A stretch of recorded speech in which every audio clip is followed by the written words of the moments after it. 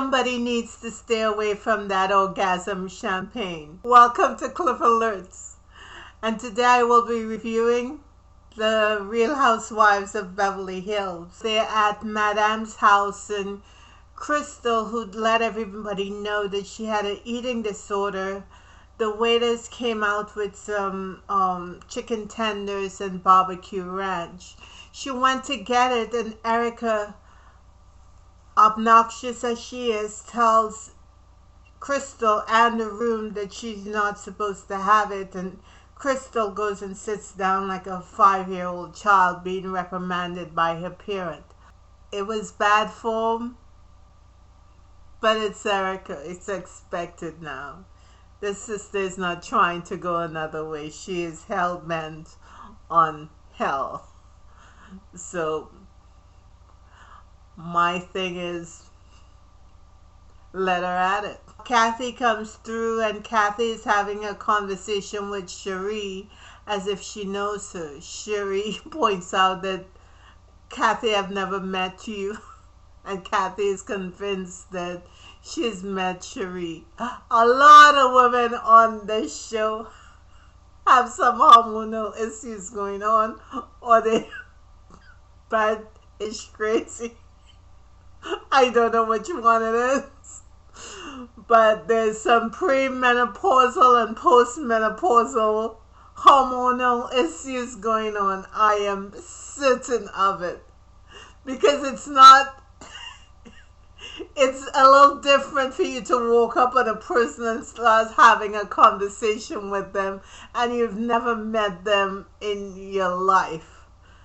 And when they point that out to you, you blame the problem on your eyesight. Asher, Madame's fiance, is going to sing. He has a good voice, and, he was expressive. They did Oh Holy Night. But drunk Erica started singing along with him, and her singing was drunk. Have you ever gone to maybe a house gathering or house party or something like that, or the family get together, and somebody in the family been knocking them back all day, and now it's hot, it's 3:30 in the afternoon, and he has been swimming in alcohol since 10, so now he's ish-face drunk and happy and won't mind either singing, cutting a joke, or dancing and pulling everyone into his little atmosphere. That's what Erica was. She was loud, she was drunk, she was obnoxious, she was hollering out as if she's in a black church. She was just about everything you're not supposed to do at that kind of party. She did it. So much so that Crystal thought that she was just being obnoxious and that she was out of control. And meanwhile, Garcelle is looking at her sideways. So we see Erica now telling Kathy Hilton that she was sorry she could not come to Paris's wedding because she didn't want to bring the scorn with her. She's feeling a lot of scorn and contempt from people. She didn't want that to be at Paris's wedding, so begging Kathy to explain that to her children. Kathy don't have time for that. Kathy's not taking that nonsense home with any kind level of sincerity. She's not going to call her daughters up and say, hey, Erica didn't come because she didn't want to bring scorn on the family. No. She forgot that as quickly as she left the room and went to the other side and started complaining that Erica was drunk and out of control. That's how much sincerity Kathy has for Erica. And as she was over there telling the others that she's drunk and out of control, Garcelle starts telling her what Erica did, regarding them being on the boat, them being at her birthday party, and how she spoke to her son. Now they're having Asher singing, and she's just singing loud and shouting out. And Carl pipes in, as Carl does. Give her a break, cut her some slack. Garcelle had to tell her, well, you cut her some slack, but I won't.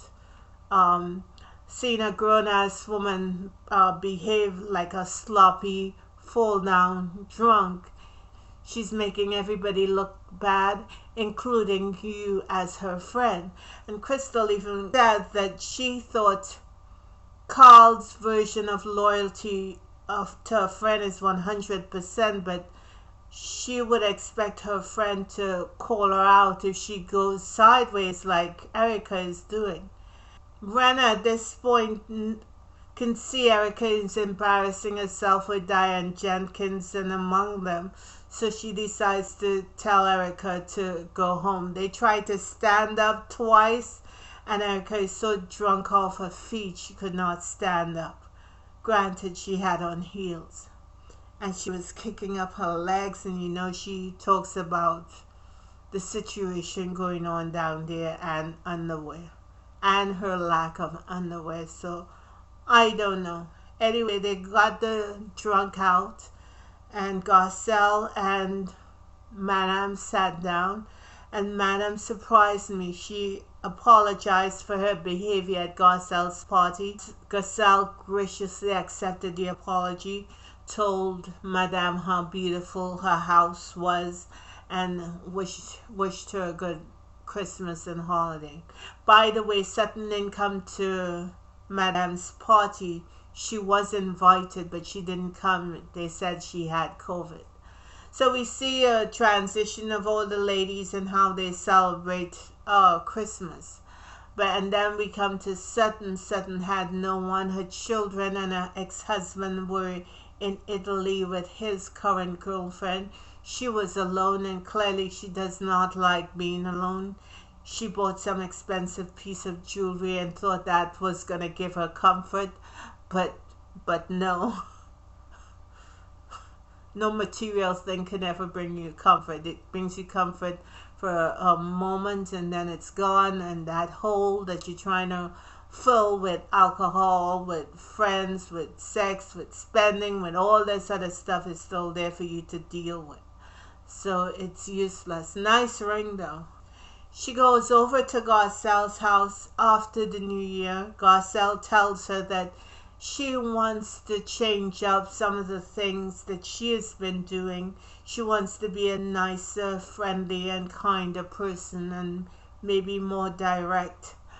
Sutton says that she wants to do that too, but she really wants to work on her situation because she's single. They're both single moms, and she really wants to find someone to love and who loves her. And we all at one point in our lives searching for that, have that, or stop searching for that. It's either way, but everybody wants someone to feel, I won't say whole. You can feel whole all by yourself, but to feel love from another human being is an awesome experience.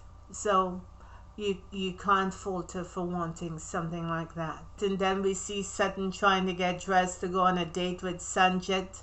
She said she met Sanjit on Bubble, and he was an attorney. He was from Virginia. She thought they were a good match. They had a first date. They are now on their second date, and she's hoping for a third because she basically likes him. We see Dorit. Oh, I forgot. Dorit and her man PJ met. Evidently, he got a DUI and told her about it, and she is there chastising him, telling her don't lie to her and all this other stuff.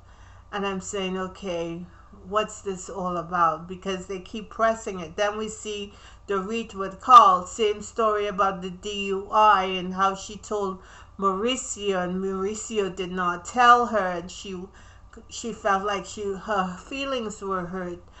And I'm thinking, okay, a man relates stories or information to a woman differently.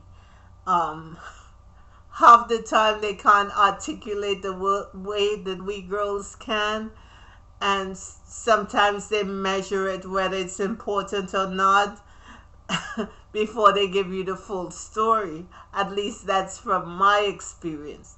We see Erica and Garcelle meeting at a nice restaurant. Erica asks for some tea. The waiter told her that, hey, they don't serve tea on the rooftop. And she immediately asked for some cognac. So we went from hot tea to cognac in less than 1 second. And meanwhile, Garcelle is looking at her like strange, like she went from tea to asking for cognac. And how do both things match? But it is what it is. So Erica decides to tell Garcelle that she recognized that she shouldn't be mixing meds, and Renner came over to her house and read her the riot act, that she's drinking too much and possibly embarrassing her, Renner, by association. And then all of a sudden she changes up that Sutton is a liability to Garcelle because she's unpredictable, and Garcelle is sitting there and saying like, why everyone needs to lay off Sutton. And then she said, oh, Sutton is a master to her own disaster. And we know that group with Erica, Renner, Carl, Dorit, and Diane are going to be coming for Sutton. Sutton better gird her loins because they're coming. She's a big girl. She got some cheese. She got some influence. She got some people behind her. But I just hope that she is aware and will be able to move on her feet to what's going to be coming. And based on next week's programming, it seemed like Renner is going to be the first one up. That's all I have. Please like, share, and subscribe. Please send your comments, and please hit that notification button so when I post new material, you'll be able to see it. Please have a good one. Please be safe. And find joy in what you do. You know, flip the other stuff on its head. I mean, we all going through something, but it's all where your mind takes you. So just send your mind in a different direction. If it's going down, look up and create stories in your head of joy. And pretty soon, that thing that was dragging you is not going to be there anymore. And once you practice doing that, you're going to see you start thinking about that negative stuff less and less and less and less. Blessings always. Tell someone you love them. God bless. Bye-bye.